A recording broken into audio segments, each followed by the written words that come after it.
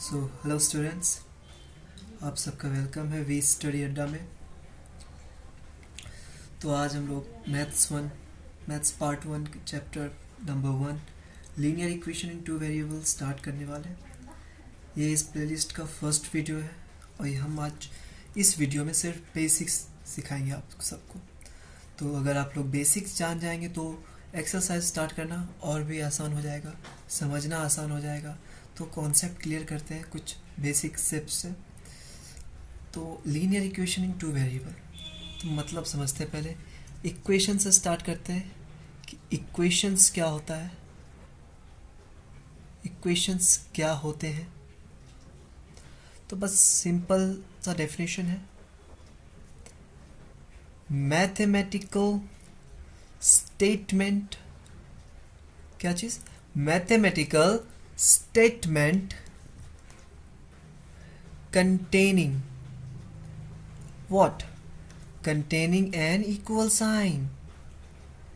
Containing an equal sign is called equations.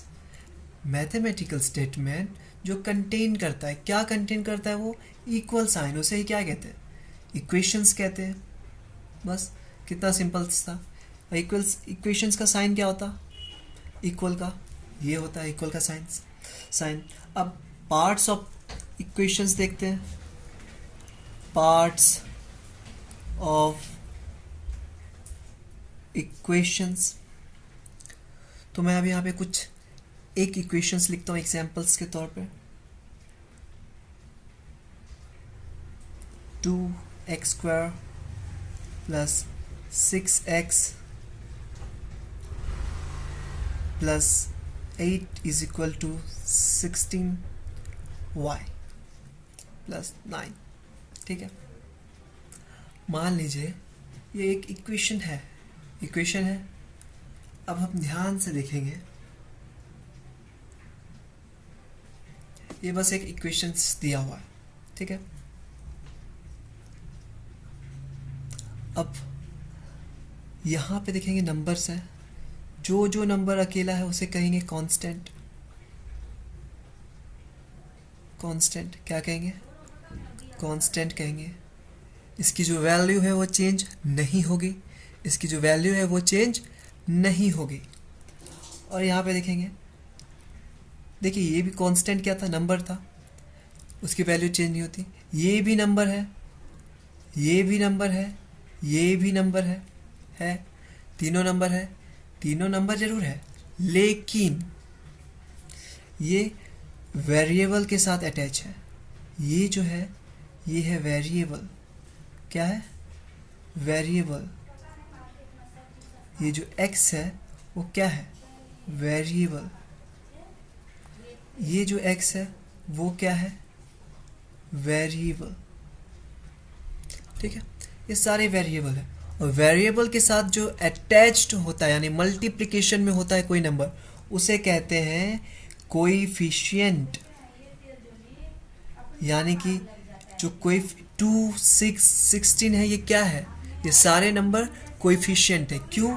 क्योंकि ये सारे नंबर जो है वो अटैच्ड है वेरिएबल से, वेरिएबल के साथ मल्टीप्लिकेशन में है, इसलिए उसे कोएफिशिएंट कहते हैं। अब ध्यान से देखेंगे, इस वाले जो वेरिएबल है इसका जो पावर है वो 2 है, यानी x² है। तो इस 2 को क्या कह सकते हैं?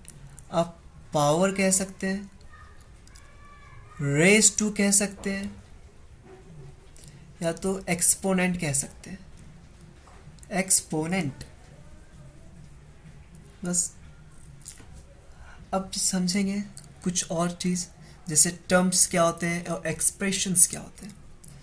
तो टर्म्स बहुत ही सिंपल है, मल्टीप्लिकेशन में है कुछ भी, जैसे 2x² है plus 6x plus 8 is equal to 0 है। या फिर मान लीजिए यहाँ पे भी है, ये है 16x प्लस 9 है। तो ये जो है ये है टर्म, ये भी टर्म है,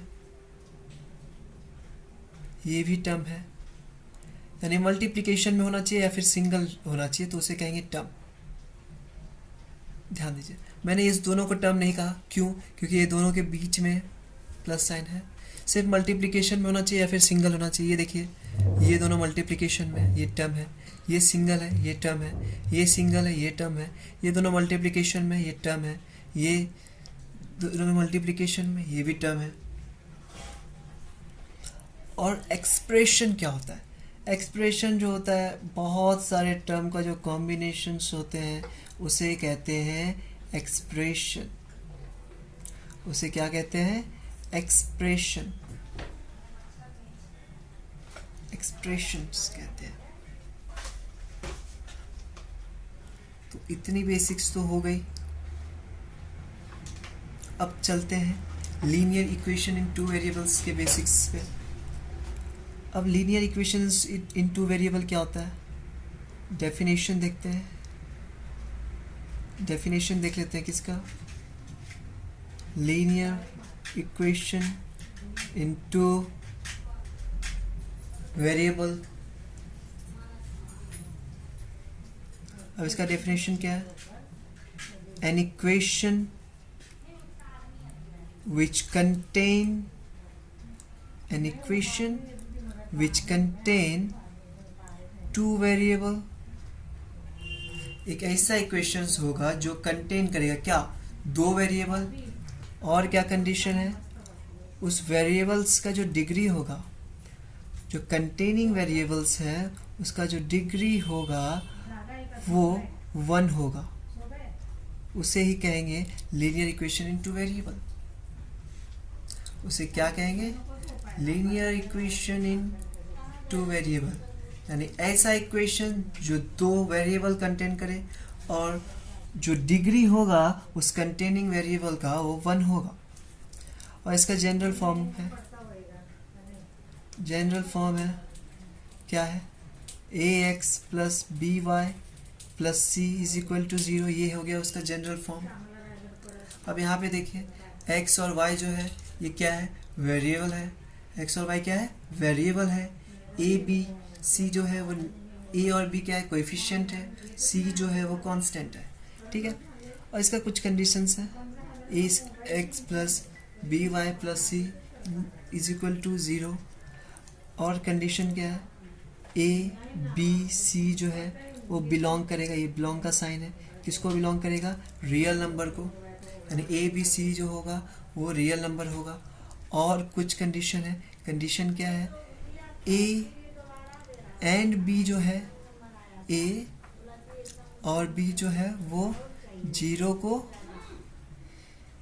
बराबर नहीं होना चाहिए। a और b जो है वो 0 के बराबर नहीं होना चाहिए।